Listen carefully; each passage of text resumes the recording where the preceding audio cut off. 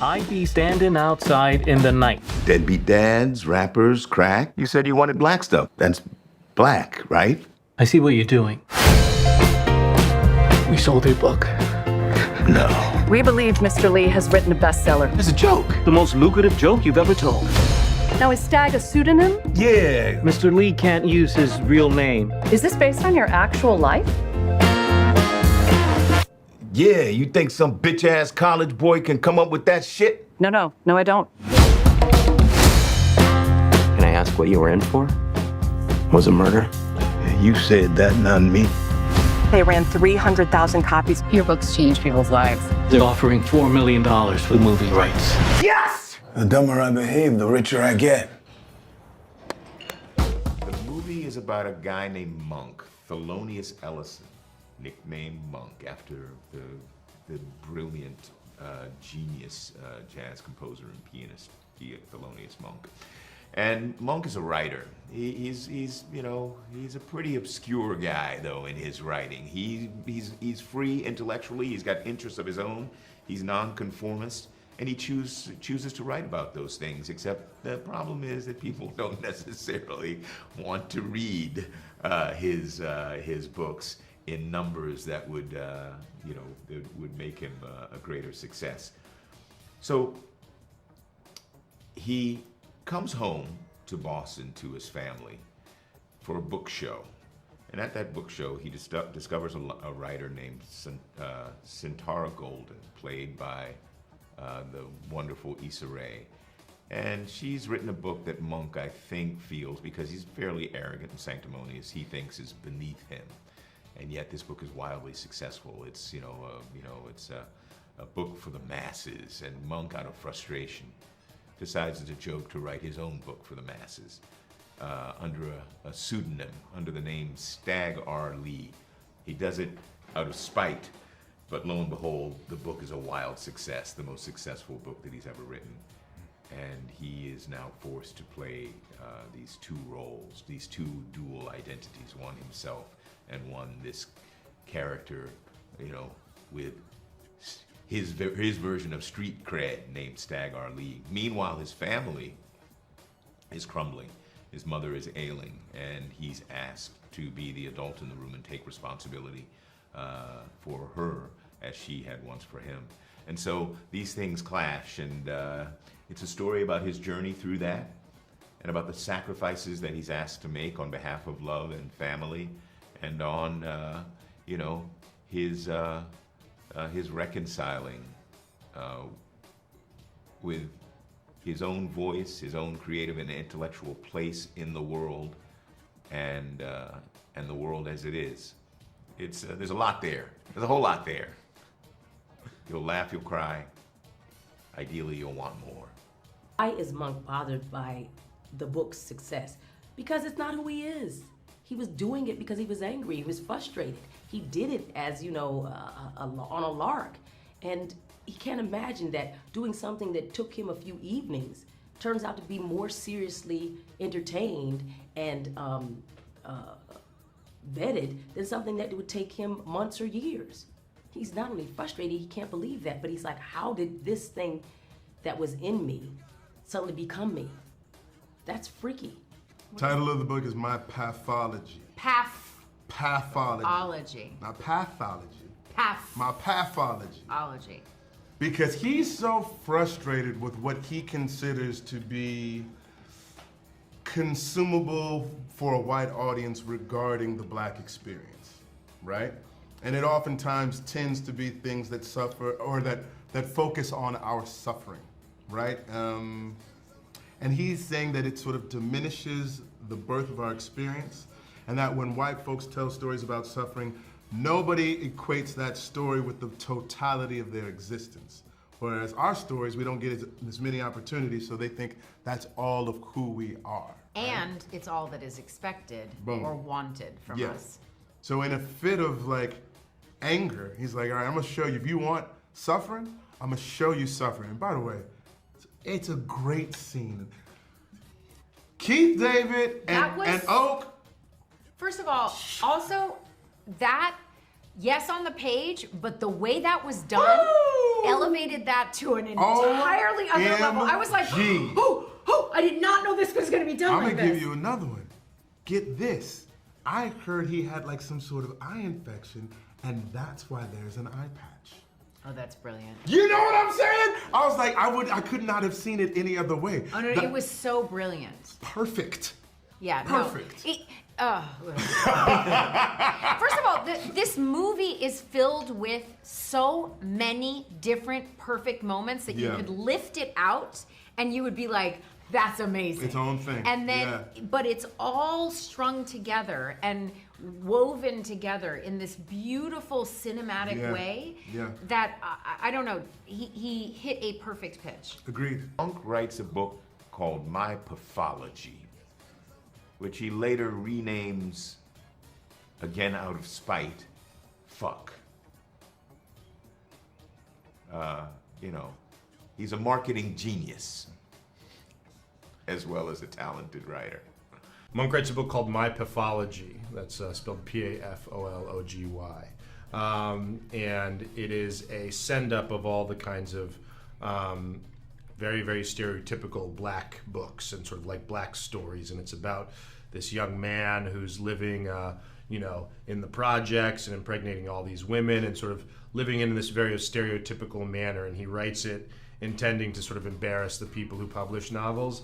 And it ends up taking off and they end up loving it in a way that he was not expecting. Monk is bothered by the success of My Pathology because he feels like he's contributing to the decline that he sees in sort of American culture. I think that it frustrates him that people aren't able to see through the sort of ridiculousness of it. But I think it also frustrates him that he is requiring the money that the book is providing. I think it puts him in this very difficult place. He's got things going on in his personal life for which he needs a lot of money all of a sudden, and I think that he's frustrated that he needs to sort of quote unquote sell out in order to sort of in order to make the money to solve the problems in his professional life. And so I think on the one hand he's frustrated that the book is becoming successful, but on the other hand I think he's frustrated at himself that he seems to be participating in this success.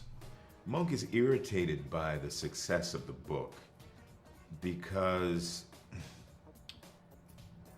he wrote it as a means of that's a very good question, actually. It's a very good question. Because in fact, perhaps he shouldn't be surprised at its success. He writes it to emulate a book that's wildly successful, but he writes it from a point of view of disgust and anger. So in some ways, he's not surprised, but he's disappointed. He's disappointed rather, because it's more of an indication of his own isolation as an artist and as an intellectual. So perhaps he's not so surprised, but he's certainly angered by it. So Leslie Uggams plays Agnes, his mother, and she's failing. Her health is failing. She's having dementia. She also has two sons that need her very much to be herself, and she can't be there for them in that way. But they also need to take care of her now. She's the caretaker, and now they have to take care of their mother. That's going to be difficult. She's played wonderfully by the great Leslie Uggams, who has been in this business for over 75 years. Had her own show on CBS, everything. She gets her flowers in this movie. Cord Jefferson is a genius for casting her, but it just shows us how many great pioneers and true icons are still among us and able to work, so I'm glad for her. Tracy Ellis Ross plays Lisa, and Lisa is his sister. She's a doctor, and she's been taking care of the mother for a long time, and it's taken a burden on her. And so we see what it does to her, and the relationship between her and Monk is actually a beautiful one. They're a great brother and sister, and she understands her brother, but she's also been overwhelmed. The script was sharply drawn, was funny, ironic. It was, Monk, I appreciated Monk's tone.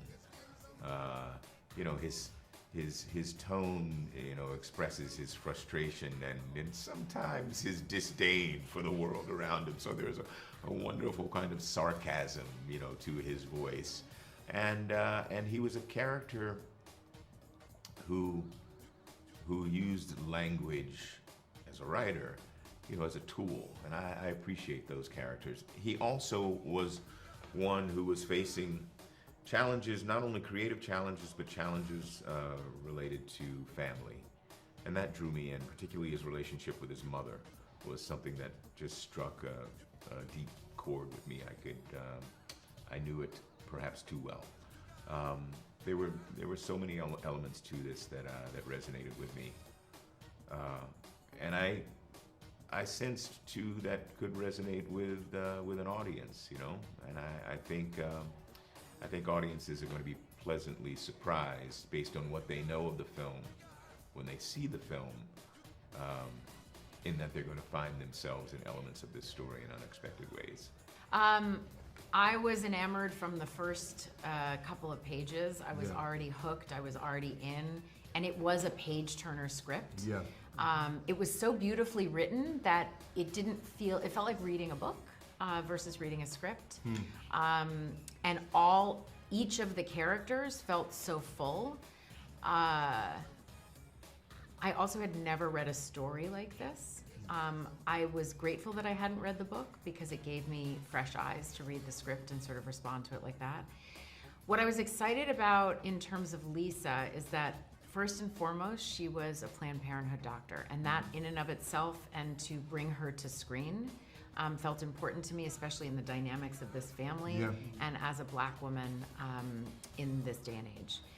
Also, her role in the family and the fact that she was doing all things for all people selflessly, and filling in all the gaps and all the spaces that no one else was holding, reminded me of so many Black women in the world, and I felt like it was an important space to share. Nice. Let's see. I think the first thing that sort of got me is like, so we wanna, they're offering you this movie, it's called Fuck. Yeah, I think that also got And all I was of us. like, what's it I'm called? sorry, what now? And I was like, well, let me see what this is all about, right? So I was reading it, I was like, fuck. Fuck! You know what I'm saying? Like each page. I was like, and it was us, it was Black folks being seen in a way that we don't tend to get seen on the big screen. It made me laugh from beginning to end. Yeah. It felt like an opportunity. Similar to how I felt when I first read Black Panther. It was like, I feel like this is something, a moment in the culture that things could shift, right? And I was like, how can I be a part of that? Because Cliff was a great part. And people were trying to tell me, they're like, well, maybe you want something bigger or whatnot. And I was like, no, there's nothing small about him. The screen time may be whatever it is, but he's important, and he is so different than what people are accustomed to seeing me do. And someone is offering to see me, right, in another way, that I felt honored to have been asked. There's also knowing that Jeffrey Wright was attached to it. That definitely was a big draw. You know, we had Issa and Tracy and Erica and just like a marvelous cast of human beings whose work I have appreciated for a long time. Not enough times, I feel, do you get a chance to see an ensemble pop, because ego tends to get in the way of like, what's the billing or what's this? I was like, I just want all the dope people to come together and make something that's beautiful, because it used to be like that more when we were younger. There would be these wonderful like ensembles. I want to bring that shit back. Yeah, I have to say that this idea, I remember hearing this early on in my career, there's no such thing as a small role. Yeah. Only small actors. And it also has to do with the material, though. Yeah. You know, yes, you can inhabit something and breathe life into it and give it something big, and I really, Cord did an incredible job of writing female characters as full human beings, that have their own point of view, their own lives. You know what's happening off screen by how they appear on screen. Right. And it was a joy, even though there was limited time on screen, for me to fall into that? First read it. It was funny. It was laugh out loud funny. Not everything is. It's a very hard thing to do, and I was really glad to be the one he was talking to about playing Coraline, this lawyer who was newly divorced and was going to be the love interest to the lead, Jeffrey Wright's Monk. That was a big deal, and so I was glad. Monk is a writer. In the book that the film is based on, there are these wonderful moments that are almost like spells where Monk describes these interests that he has in fly fishing, in woodworking. And they're so beautiful, they're so quiet and meditative, and they have nothing to do with what perhaps mainstream expectations are for a man such as him. And I think they really, that's who he is. He's a guy who is his own man, who's his own artist, a writer, who's not interested in conforming, but is interested in being free. And it's about the world's resistance to his freedom, and it's about the ways that resistance informed his personality, his frustrations, and his isolation. He's also a little bit of the boy with his thumb in the dike being his family. So there are a number of pressures on him from the beginning of the film to the end that he has to contend with, and we go along with him on his journey to see whether or not he'll survive, and if he does survive, how and with what intact. Monk is a curmudgeon, and he's also a brilliant writer and author. He's a son to a woman, his mother, who is having dementia and is failing. He's already lost his father previously. His brother has decided to have a meltdown and reevaluate who he is and in the world. And his sister hasn't taken care of herself as much as she needed to because she was taking care of the mother, and of course she pays the price for that. Monk comes in at that point, and all this local weather, everybody has their different local weathers happening around him, and he can't remain in a silo, and he would like to be alone. He probably would not like to deal with this, but he can't. Why Jeffrey Wright needs to be in this and is perfect is because he's a hammer. When you're trying to build something as big as this and as delicately, you need somebody who's a hammer, and no one can say that Jeffrey Wright is not only a great architect, but he's a great builder. I think there's it's a universal family story. Absolutely. Of the dynamics between siblings and aging parents. One aging parent. Yeah. It's also a story about a man navigating how he sees himself versus how the world sees him. Yeah.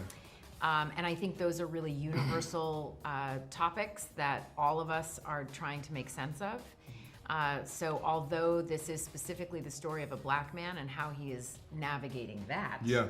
everybody can identify because we're all trying to figure out how do we be ourselves versus what the world wants from us. I also think there is a thoughtful and hilarious critique of the industry in terms of what stories they're willing to see black people in. And I think if this movie is successful, right, I think it sort of opens the door of saying that, like, not only are we looking for specific stories that have a universal appeal for everyone, but these stories make money. Because if it don't make dollars, it don't make sense. Because it's a business. Come on now. Hollywood is a business. You know, it ain't show art. No, it's showbiz. Showbiz.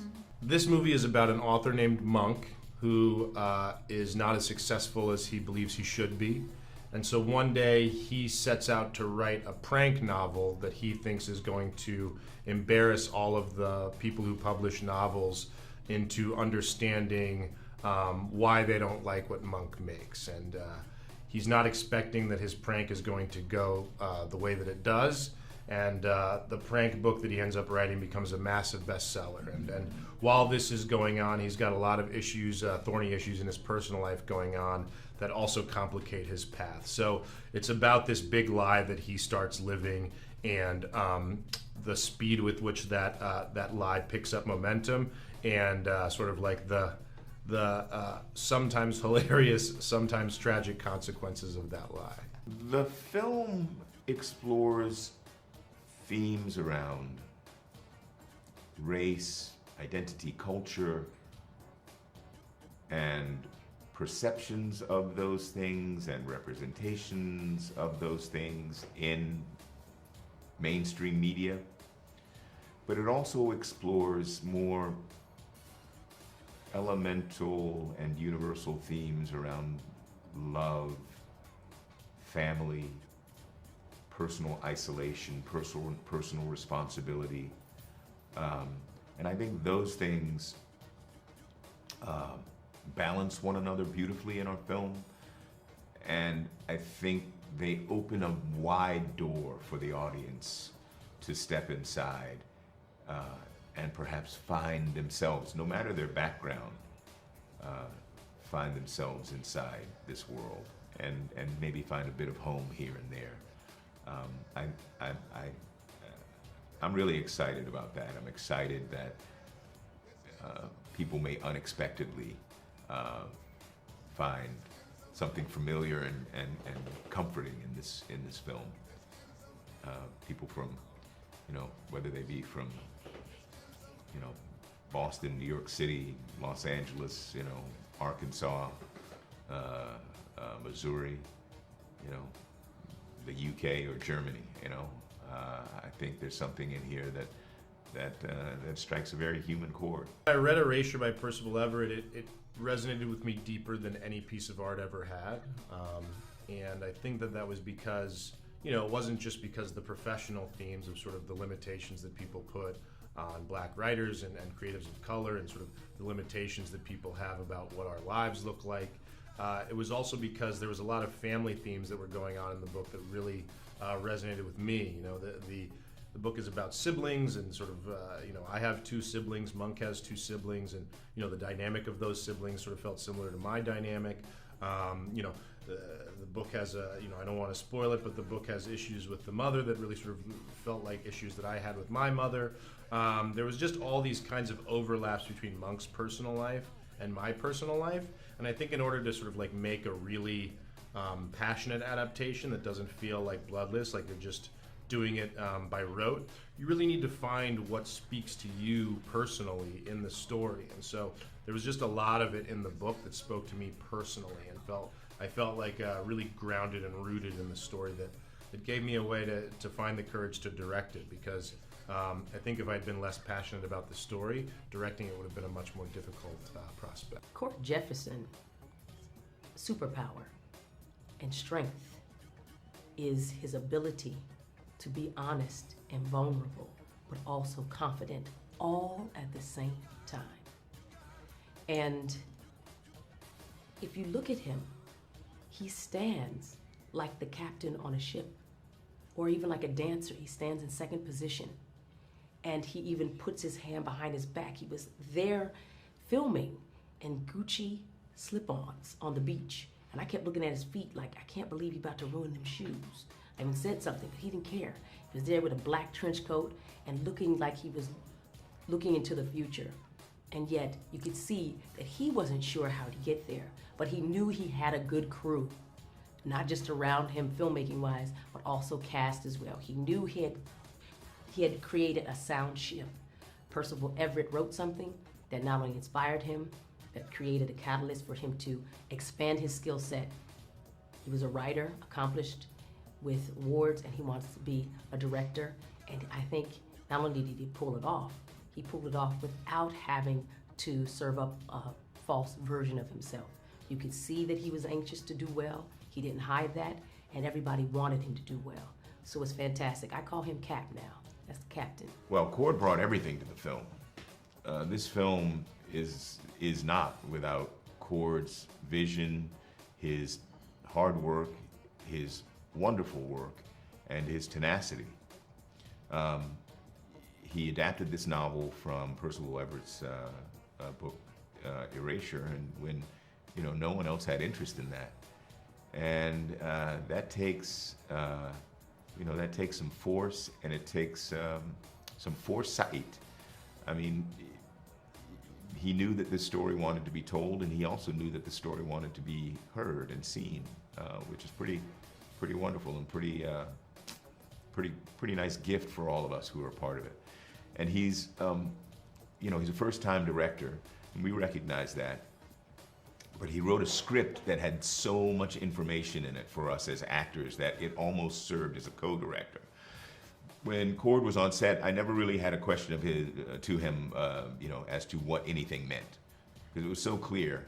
I also understood this character in a very intimate way, like Cord did. I found a lot of overlaps between my life, but it was never a question of what do you mean, but rather it was how do you want to tell this? How do you want, what's your vision for the tone? How do you want us to tell this story? Because we are with you, and we'll be the lead blocker for you, because he's inexperienced on a set, but he's a wonderful communicator, had a crystal clear vision, and he's he's a really generous leader. And so we were the lead blocker, and he just charged in and led us all, cast and crew, down the field with this thing, and we had a sense when working on it that we might be making something pretty good, might be making something special, but it all comes down to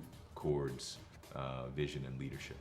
Monk is this kind of lovable grump, right? Monk is this kind of guy who is pugnacious and argumentative and constantly battling with everybody in his life.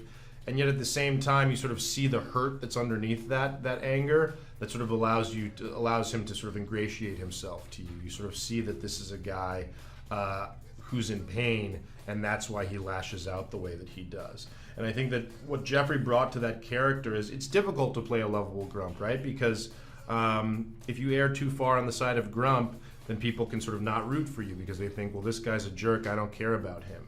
And I think that the thing that Jeffrey does so well is does this balancing act between being a grump, but also sort of like earning your love and earning your respect and admiration along the way. I think we all have these kinds of people in our life who are maybe pricklier than we are, and yet we love them because sort of like we see behind sort of that facade and sort of understand what's actually going on there besides just them being a jerk and rude.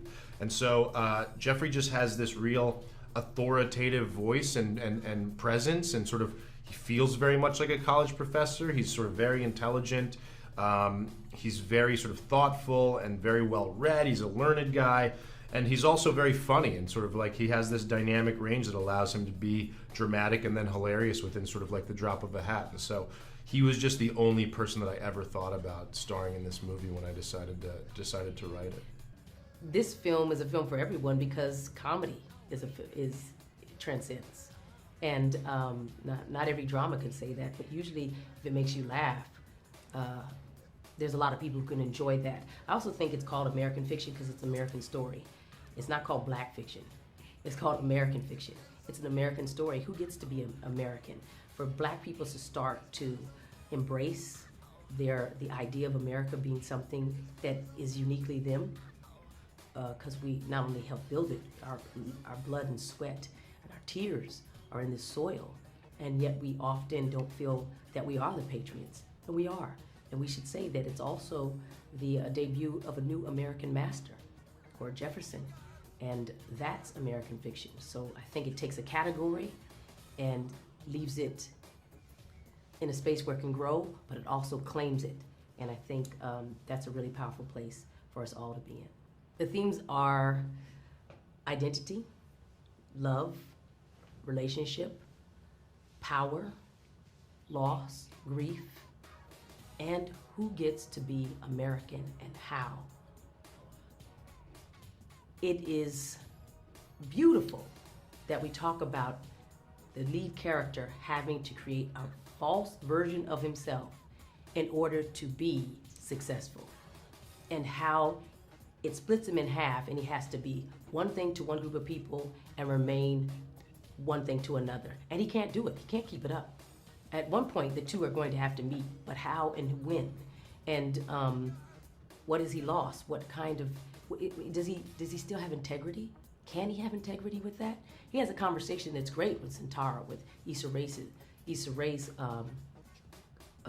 character about it. And it's a beautiful conversation. It's perhaps the thing that's should be the theme and the linchpin of the entire film rest on their conversation. How did you come to write this book? What really struck me was that too few books were about my people. Where are our stories? Where's our representation? Would you give us the pleasure of reading an excerpt? Yo, Sharonda, girl, you be pregnant again? If I is, Ray Ray is gonna be a real father this time around. Thank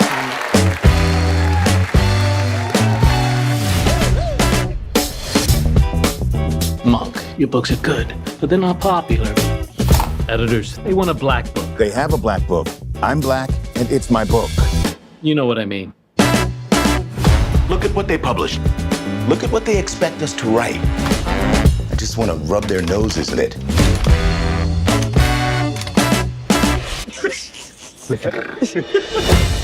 I'd be standing outside in the night. Deadbeat dads, rappers, crack. You said you wanted black stuff. That's black, right? I see what you're doing. We sold your book. No. We believe Mr. Lee has written a bestseller. It's a joke. The most lucrative joke you've ever told. Now, is Stag a pseudonym? Yeah. Mr. Lee can't use his real name. Is this based on your actual life? Yeah, you think some bitch-ass college boy can come up with that shit? No, I don't. Can I ask what you were in for? Was it murder? You said that, not me. They ran 300,000 copies. Your books change people's lives. They're offering $4 million for the movie rights. Yes! The dumber I behave, the richer I get. This has gone too far. Stag Arley is still on the run from authorities. You haven't done anything. It's not like they can arrest you. Wish I could go back to not selling books. Is it bad to cater to people's tastes? People want to love you, Monk. You should let them love all of you. There's already so much buzz because of the movie deal. Michael B. Jordan is circulating. We want to put him on the cover in one of those scarves, I guess you would call them, tied around his head. A do-rag? Do-rag, that's it. Do-rag and a tank top with the muscles showing. Something called the fire department.